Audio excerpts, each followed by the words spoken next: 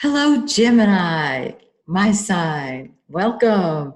This is Maxine Taylor with our forecast for October 2019.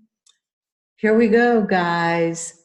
And if Gemini is your rising sign, we're talking about you too. So let's talk about what's going on. Well, let's start with Mars. Mars is the red planet. Mars is what we throw ourselves into. Mars is what comes first to us.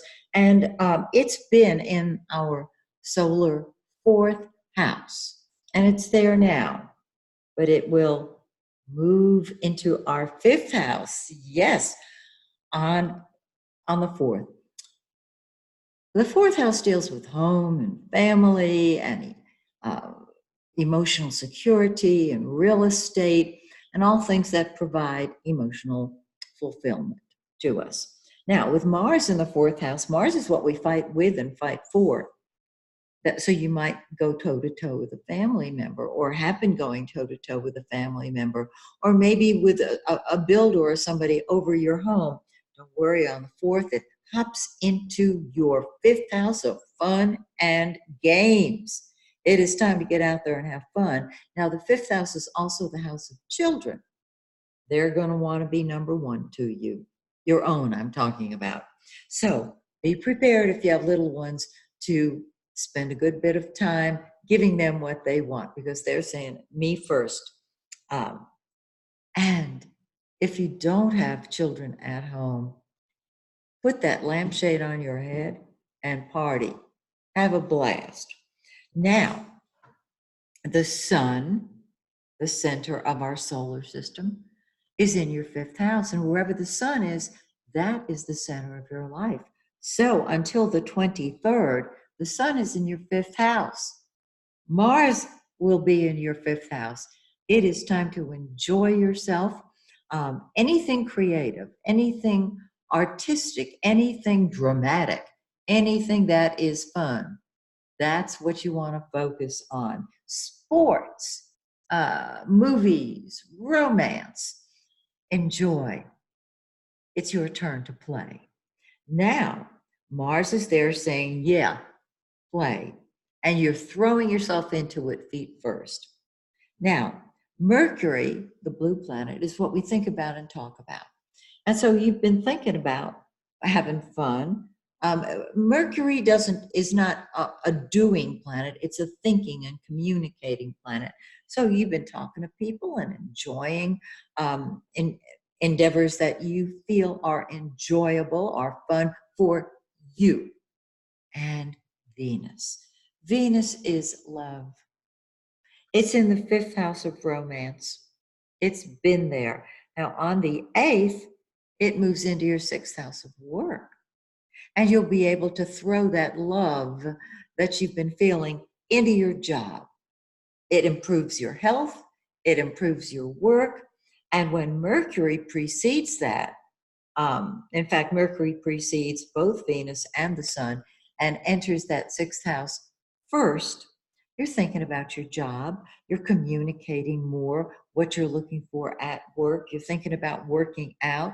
You know, I always say with anything in your sixth house, get thee to a gym. And so you're going to find that your work and your health are just come alive. They're activated, and Venus brings love and happiness wherever it goes. Mercury talks about it, and the sun creates it. This is terrific. Now, we have a full moon on the 13th in 20 degrees of Aries. It's sitting in your 11th house of friends and group activities and brings a more humanitarian tone to your chart. Fifth house is partying. 11th house is friends and group activities on a larger, more humanitarian scale. And on the full moon, they come to a head. So if you're going to have a party, plan it for before the full moon, just before, like a couple of days, and take advantage of that growing moon. Then, 2 weeks later, when the moon is dark, we have a new moon on the 27th, and it's in your sixth house of work and health.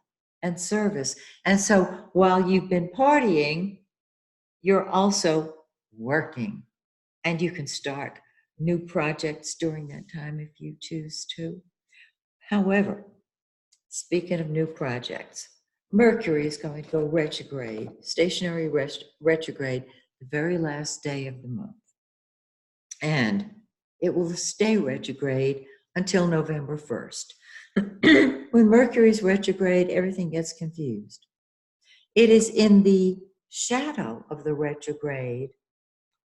It's starting October 11th. So we're going to feel that retrograde, maybe not on the 11th, but as we get closer to October 31st, which is so interesting because that's Halloween. We're going to be feeling it. And then it goes direct on November 1st. So you're not going to start new projects during that time. Instead, you're going to tie up the loose ends of unfinished projects. After it goes direct, we will still be in the shadow of the retrograde until December 8th. You will be able to begin projects with less difficulty after Mercury officially goes direct on November 1st. But to play it safe, if you can, wait until the 8th. That's what I've got to share. So, have a terrific month. Looking forward to being with you next month. Until then, may the stars shine brightly on you and yours. Bye for now.